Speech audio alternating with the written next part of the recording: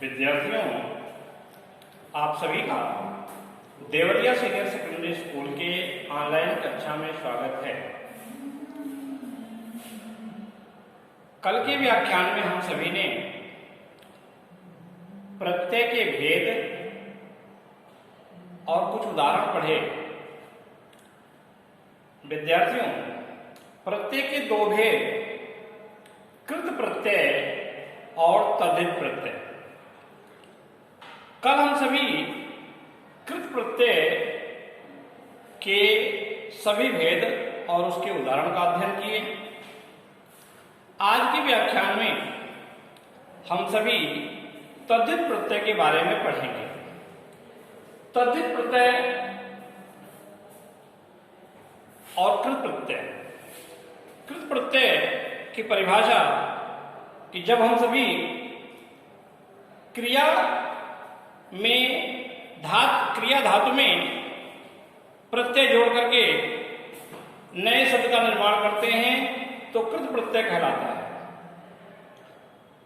और कृत प्रत्यय से बने हुए शब्द कृदंत कहलाते हैं। इसी तरह से तद्धित प्रत्यय में प्रत्यय जोड़ करके जो नए शब्द बनते हैं वो तद्धितांत कहलाते हैं। विद्यार्थियों, तद्धित प्रत्यय की परिभाषा इस प्रकार है: संज्ञा सर्वनाम और विशेषण के अंत में जुड़कर, एक बार पुनः, संज्ञा सर्वनाम और विशेषण में के अंत में जुड़कर जिन प्रत्ययों से क्रिया के अतिरिक्त शब्दों की रचना होती है वे तद्धित प्रत्यय कहलाते हैं। एक बार फिर से, संज्ञा सर्वनाम और विशेषण के अंत में जुड़कर जिन प्रत्ययों से क्रिया के अतिरिक्त शब्दों की रचना होती है वे तद्धित प्रत्यय कहलाते हैं। तद्धित प्रत्यय के भेद हैं 8। पहला संबंधवाचक तद्धित प्रत्यय, दूसरा भाववाचक तद्धित प्रत्यय, तीसरा कर्तवाचक तद्धित प्रत्यय, चौथा लघुतावाचक तद्धित प्रत्यय, पांचवा क्रमवाचक तद्धित प्रत्यय, छठा गुणवाचक तद्धित प्रत्यय, सातवां स्त्रीलिंगवाचक तद्धित प्रत्यय और आठवां बहुवचनवाचक तद्धित प्रत्यय। विद्यार्थियों, आइए अब हम क्रम से इन सभी भेदों का विस्तार पूर्वक चर्चा करते हैं। पहला जो संबंधवाचक तद्धित प्रत्यय है, जिन प्रत्ययों को जोड़ करके संबंध का बोध, नए शब्द जो बनते हैं वो किसी संबंध का बोध कराते हैं, वो संबंधवाचक तद्धित प्रत्यय कहलाते हैं। जैसे एरा प्रत्यय। एरा प्रत्यय से जो शब्द रूप बना हुआ है, नया शब्द जो बना है, नए निर्मित शब्द हैं चचेरा, ममेरा, मौसेरा। इन सभी में एरा प्रत्यय जोड़ा गया है। इन सभी शब्दों में एरा प्रत्यय जोड़ करके नए शब्द बनाए गए हैं जो संबंध का बोध कराते हैं। इक प्रत्यय। इक प्रत्यय से बने हुए जो नए शब्द हैं धार्मिक, तो धर्म मूल शब्द है और एक उसमें प्रत्यय जोड़ा गया है। राजनीति, राजनीति मूल शब्द है और एक प्रत्यय जोड़ा गया है। समाज मूल शब्द है और एक प्रत्यय जोड़ा गया है। इस तरह से एक प्रत्यय को जोड़ करके जो नए शब्द बनाए गए हैं धार्मिक, राजनैतिक, सामाजिक। आगे के क्रम में भाववाचक तद्धित प्रत्यय। जिन प्रत्ययों को जोड़ करके, मूल शब्द में जिन प्रत्ययों को जोड़ करके भाव का बोध हो जाता है, जो बने हुए शब्द हैं वो भाव का बोध कराते हैं, उन्हें भाववाचक तद्धित प्रत्यय कहते हैं। उदाहरण के स्वरूप में आई प्रत्यय। आई प्रत्यय को जोड़ करके जो नए शब्द बनाए गए हैं, लिखाई, कमाई, पढ़ाई,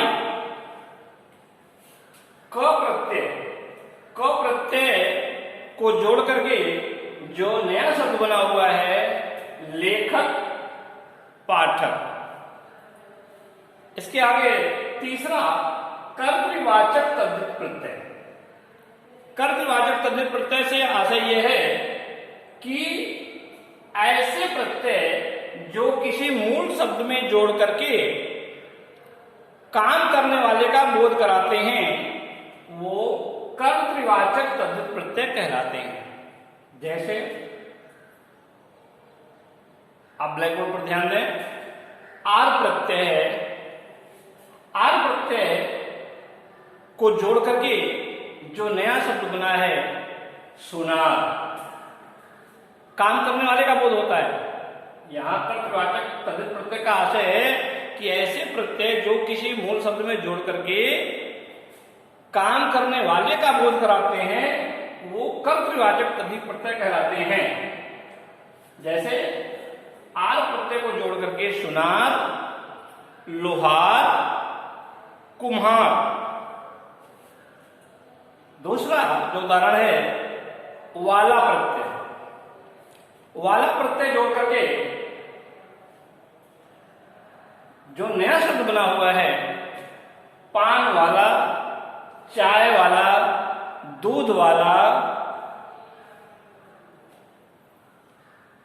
इसके आगे चौथा जो भेद है तद्धित प्रत्यय का, लघुतावाचक तद्धित प्रत्यय।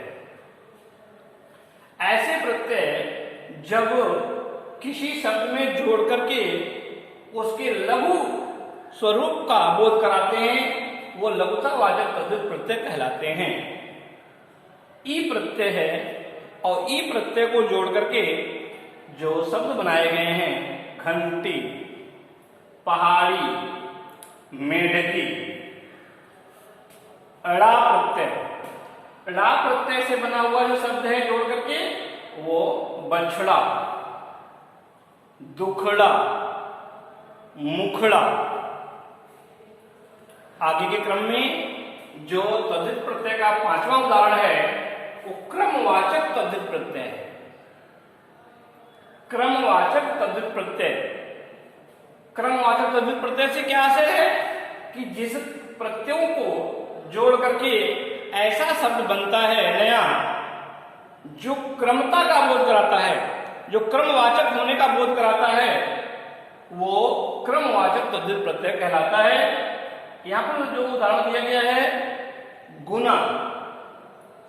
गुना प्रत्यय को जोड़ करके दुगुना, तिगुना, चौगुना, सौगुना। हरा प्रत्यय, हरा प्रत्यय जो है क्रमवाचक का बोध कराता है, तो हरा प्रत्यय से बना हुआ जो नया शब्द है, इकहरा, दुहरा, तिहरा।